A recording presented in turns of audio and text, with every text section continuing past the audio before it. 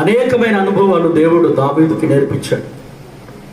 అరణ్యాల్లో, కొండల్లో, గుట్టల్లో, వనాలలో, వసతులు ఉన్న చోట, వసతి లేని చోట ఎలా బ్రతకాలో, ఎలా నలగొట్టబడ్డాడు.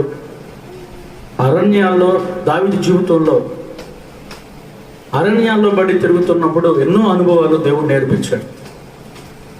ఈరోజు దావీదులు నేర్చుకున్న అనేకమైన అనుభవాల్లో నుండి ఒక చక్కని అనుభవం ఉంటుంది. అది ఈరోజు మీకు నేను చెప్తాను. దేవునికి స్తోత్రం చెప్పండి. అది మొదటి సమూయేలు గ్రంథం 23వ అధ్యాయం మొదటి వాక్య భాగాన్ని నేను చదువుతాను, మీరు వినండి. తర్వాత ఫిలిష్తీయులు కైల మీద యుద్ధము చేసి కళ్ళముల మీద ధాన్యమును దోచుకొనుచున్నారని